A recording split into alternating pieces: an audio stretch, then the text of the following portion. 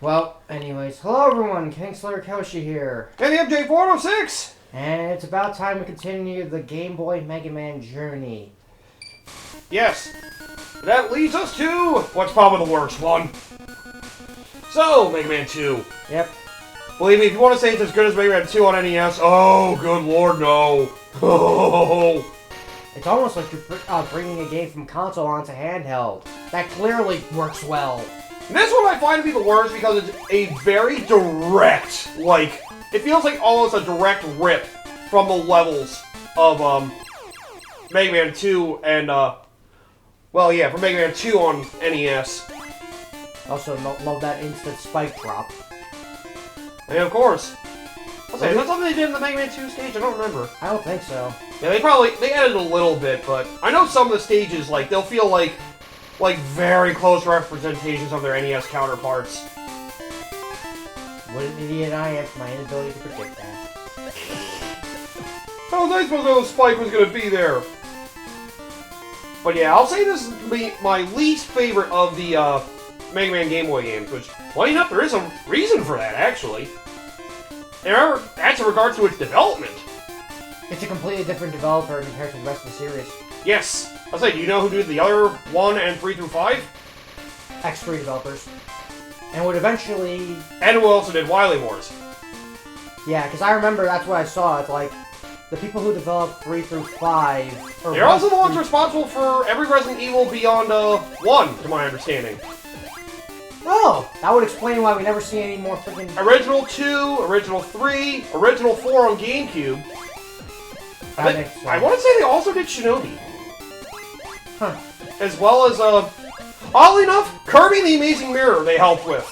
Ah, well, can't all be winners. Well, I like that one.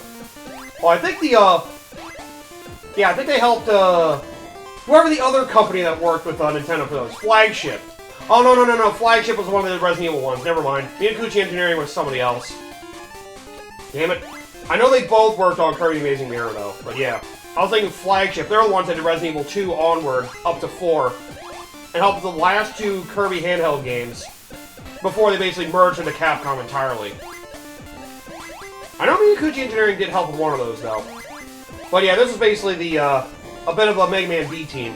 However, Mega Man 2 was a completely different company because they wanted somebody different to do this, and it's a group that never had familiarity with the Mega Man games at all. So, yeah. Trust me, we get on with this one, it shows.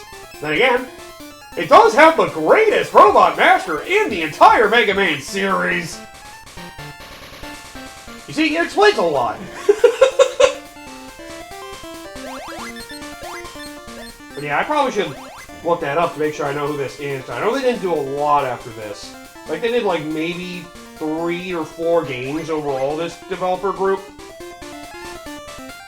It's bad. I mean, I don't know if I can say this is bad, but you can probably already tell enough from, the sound. Whatever they did to the sound font for this is just horrible. It's almost like they're using Game Boy sound font. The first one was okay, at least. Okay, the developer for this one was Thinking Rabbit. Okay, they were a developer in the early 80s for some things, but... Ooh, they did Highlight 3 special version on the Sharp X68000 in 1990, before this game. I wonder if that explains a few things. Is it the 3D one or just, because I know the future Highlight games outside the first one, with the exception of Highlight 3D, weren't half bad. It was basically a port for something for the X68000. It was a port of Super Highlight. Yeah, Super Highlight is one of the good ones.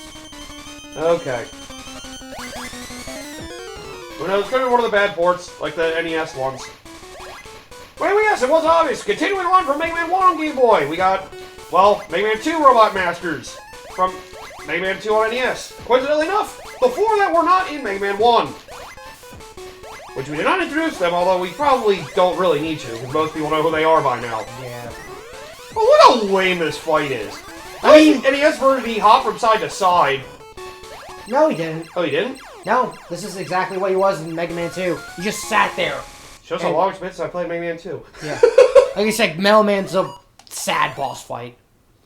Yeah, everybody loves his weapon, but man, his boss fight is pretty lame, I will admit. But yep, it works very similar to Mega Man 1 on Game Boy if it's not obvious. You get through a stage, and the Robot Master, you get their weapon. Oh, by the way, you get Rush Marine for being a Metal Man. I forgot about that. And you still have the password system like you've had for the other ones. Yep, we also have Crash Man, Woodman, and Airman. And well, yeah, you should be able to know their weakness order. Yeah, everything's weak to Metal Blades, got it. It's not exactly like it is in 2, because, you know, 2 is fucking... broken. 2 and 3 had weird... Actually, no, 2 actually had a decent boss order, I forgot. I keep thinking 3 is the one that had the weird boss order. It had a chain of 5 and a separate chain of 3 for some reason. That was probably an oversight. Yeah, you could have at least done it like 4x4. Hey, at least you get some of the better Mega Man 2 weapons in this game. What, 2 of them? Yeah, 2 of the 4. A shield that doesn't even act like a fucking shield. Like we said last time, there are 3 good Mega Man 2 weapons. It's frickin' Metal Blade, Quick Boomerang, and Air Torpedo, or Air Tornado, whatever Air Tornado, yeah. Air Tornado, yep. Those are the 3. Everything else sucks. Yep. Bubble Light can't do fuck all to anything.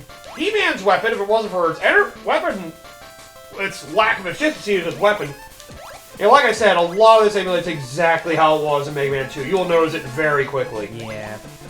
It's really lazy. Thinking rabbit. Yeah, what are the others? What do you think? Well, we're gonna get Crash Bomb. And well... Yeah, the best bomb weapon. That would be okay if it wasn't for how shitty the ammo conservation... Like, the ammo conservation is what ruins half of the weapons, to be fair, in Mega Man 2. Yeah. Heat-Man's weapon. Crash Man's weapon, absolutely. Well, no, that couldn't save frickin' Woodman's weapon. Yeah. It's not even a fucking shield. It wouldn't save Bubblehead's weapon, because that one sucks. That... And well, yeah, I guess it is the bigger problem with Flashman's weapon. Because as soon as you use it, you have to let it drain. Yeah. That's fucking wonderful. Which is like Mega Man 4 fixed with its equivalent. Yeah, let me burn through my entire ammo. Like, it's not even good for boss fights. It's good for one boss, and just coincidentally happens to be the hardest of the Robot Masters. I'll say, the Quick Man fight is definitely good, though. It just sucks he had to use his weapon to knock out only half of his fucking health. That's the also other great thing about Flashman's weapon. But yeah, this stage is literally ripped from Mega Man NES. Mega Man 2 NES. You can tell.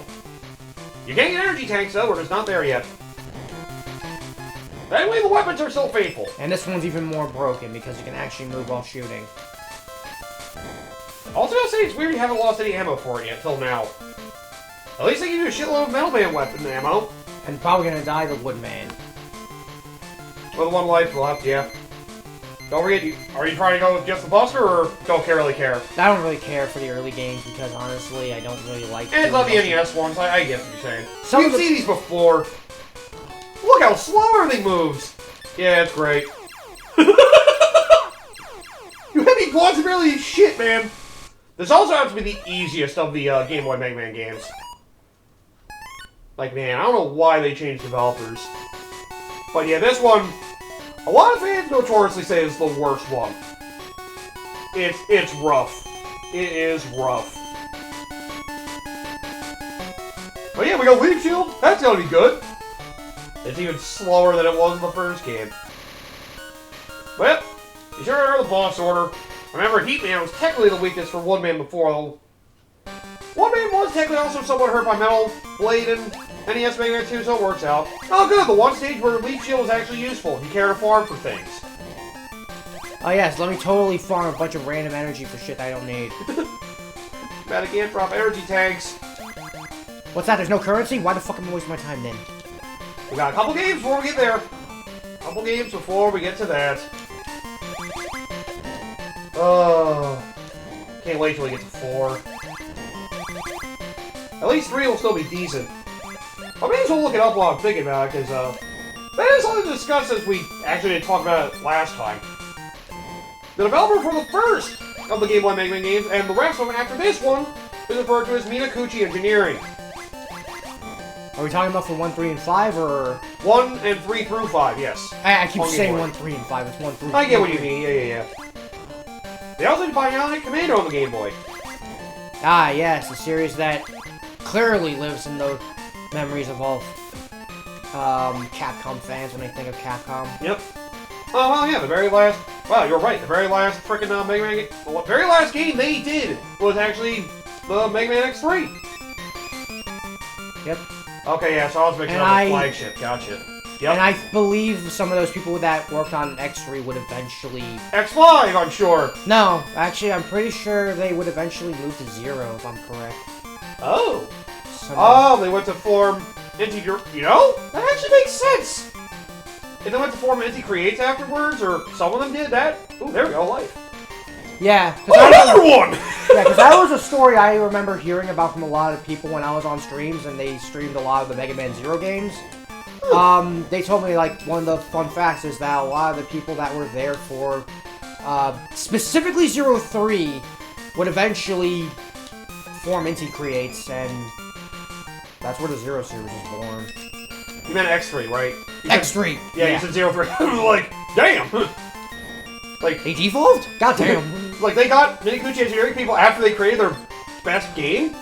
Debatably? Now, I'm pretty sure people would think their best game they created as Inti Creates is probably 03. Yeah. A lot of people would also say 02.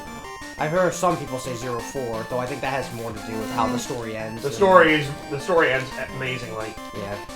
The end stage hits, I guess, the peak of what 03 did as well, but that's the only part that did. Because honestly, the rest of the game, thinking back on it, the rest of 04 somewhat annoyed me. It's mostly... I guess because I went through the paces problem by with that point. The problem with 04 is that it followed 03, and 03 from a gameplay perspective filled what everything they wanted to do with. Yeah, I would say it felt like it already went through the motions. The Zero Hand was a weird idea they tried, though. Because like the first game, they brought in the rod idea, and they were testing that out. The rod, I know some people really love the rod. The rod in the first game was really good. No, the rod in the first game was a hard experiment. The second and third game, they got a little bit better. Yeah. The second one, they had the, I was gonna say the rolling shield. Rolling shield? And, oh, the grappling hook. That was the other one from 2. Yeah, the recoil, not recoil, chain rod, that's it. That's it, yeah. I know, apparently, once you got to the recoil rod in 3, that thing was busted. If you knew what you were doing with it anyway. Which I never really experimented with fully, but I've heard, yeah, it's amazing if you know what you're doing with it. Yep. The thing is, I know a lot of people that I watch is like, they like doing challenge runs and just doing one weapon. I personally don't like doing that because that just seems kind of boring to me. I mean, the Zero games at least, you know, give you something to encourage you to try to do that. Oh, I don't remember having a slide in Mega Man 2. Oh yeah, because it's based off of Mega Man 3 a bit. You have a slide move now, and that's why Rush is here too. I completely forgot to go over that. Somehow the slower tornadoes actually make this harder. Yeah. Because of the constant wind blowing you back too. This might actually be the hardest of the Robot Masters in this game in particular. I didn't get a chance to jump. Wow, thanks, game. Really appreciate that. Oh! No! Oh, thank you for not killing me! Woo! Damn the Buster! Damn right! Weakness is obviously Leaf Shield. Yep. Oh, God.